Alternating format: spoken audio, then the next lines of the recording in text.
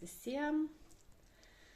Na va, mano du mažieji paveiksliukai gražiai džiūsta. O šitas paveiksliukas oboliukai išvažiuoja pas savo naują šeimininkę. Ir tai mane labai džiugina. Tikiuosi, kad jinai tikrai pamatys šitame paveiksle daugiau nei tos oboliukus, pamatys ir tą krioklį, ir rudens tokį miškelį, ir vandenį.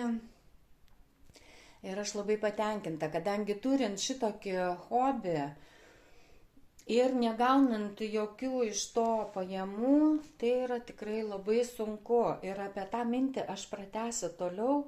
Taigi dabar man lieka supakuoti gražiai viską ir išsiųsti ir tikėtis, kad tikrai tai džiugins naują šeimininkę ir teiks jai malonumą.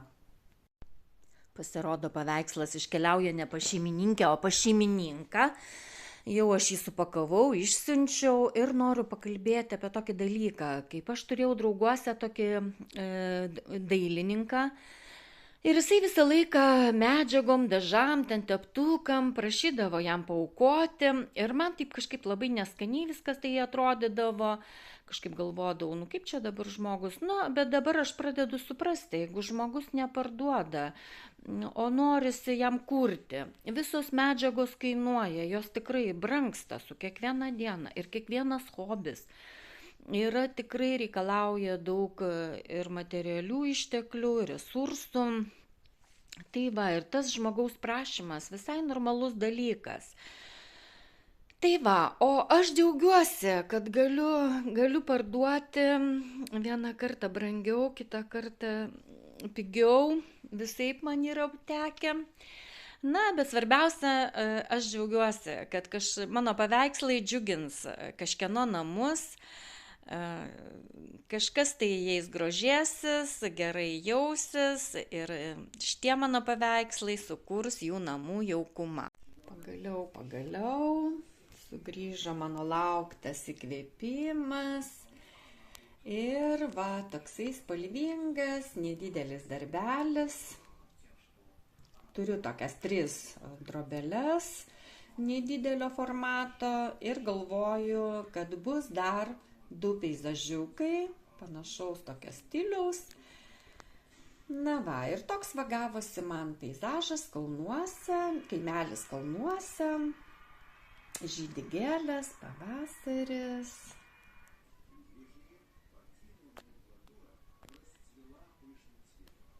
Džiaugsmas širdį, kad pagaliau paėmiau teptuką, kadangi labai senai jau turėjau rankose. Ir dėl to ir pradėjau nuo tokių nedidelių darbelių, kad galėčiau atgaivinti savo įgūdžius. Ir noriu pasidalinti va tokiu savo nedideliu savo darbeliu ir savo džiaugsmu.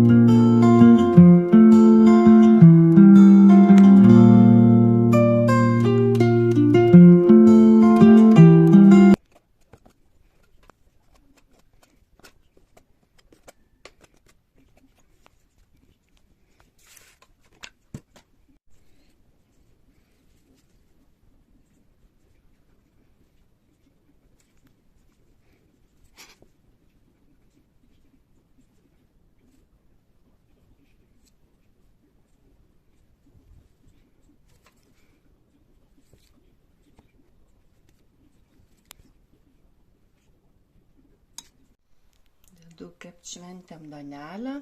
Labai gražiai iškilo. Užbėriau dar ant viršaus sėklyčių. Na, žiūrėsim, kaip čia toliau jinai kils dar, nes man dažniausia dar kol pradeda kepti dar pakyla. Nu, tai vat. Gero kepimo. Nuostabioji duonytė mano iškepė. Žiūrėkit, koks gražus pagrandukas. Na, kokia nuostabi. Velykoms, skanausim, ragausim.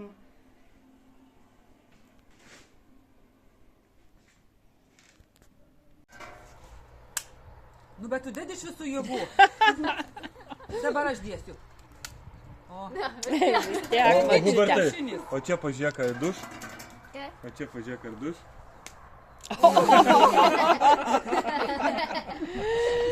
Nespėjom močiutę. Gal stipresnė, ne? O kita pusė? Šitą apgamuką savo. Au. O galva, žiūrėk, praškilo galva, žiūrėk. Negazdink.